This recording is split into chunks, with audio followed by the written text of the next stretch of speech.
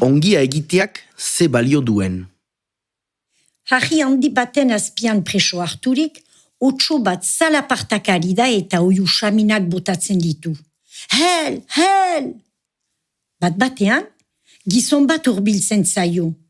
Atera nazazu hemendik, adiskide, libra nazazu! Otoizten du otsoak. Baina, atera eta gero, ikimiliklik dianen hauzu. Ba, pentsa, etzaitu dianen, fundi ezetz, ze pountarik atera nazazu.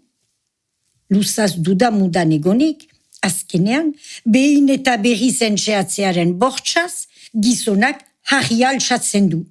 Hara orain gure otsoa libro, ontsa kontent, jauzika eta pumpaka hasten da.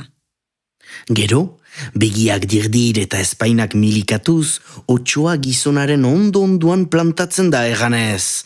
Gosedenak jan behar du, bere alairen txiko zaitut beraz.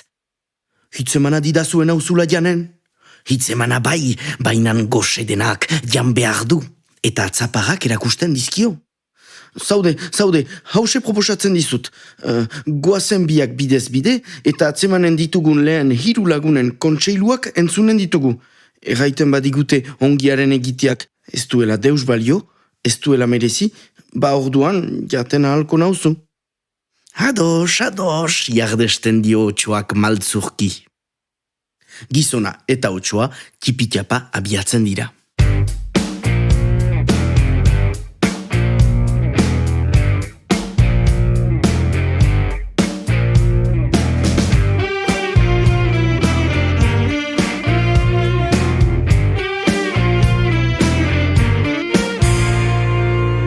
Bide bazterrean aurkitzen duten lehena, zakur bat da. Goxea tripan, kukusuek jana, errestan da bilgaixoa. Otsoako zenki galditzen dio. Errazu, zakur edera, zure ustez ongia egitea balio ote du? Ongia egitea? Ez du deusetarako balio. Nik lehen nagusiari erbiak harrapatzen izkion eta dozenaka ekartzen. Orain, zahartua bainaiz, ez dit estimurik erakusten eta goxez hiltzera usten nau. Zakur goxetiaren kontseilua entzunik, otsoa eta gizona aitzina doaz.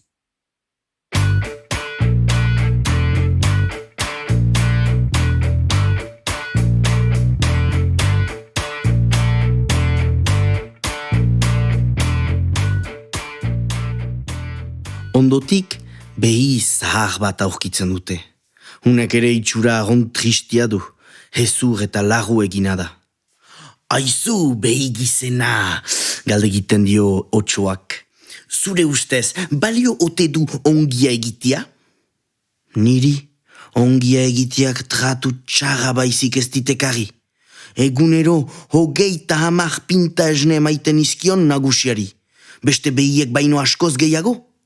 Baina nagusiak enau sekula eskertu, eta gaur egun esne guti dudalakotz enau bazkatzen ere. Orduan, otsoak horro itxusi bat eginez gizonari erraiten dio, ez da dudarik jan behar zaitut. Baduzu burutik, 3. iritzia ez dugu entzuna oraino. Iardesten dio gizonak ahal bezain fermuki. Egia erran gaizua, gero eta beldurtuagoa da. Otsoa aldiz, pozik. Bakoitzak bere agogoan bidea triki trakas egitzen dute.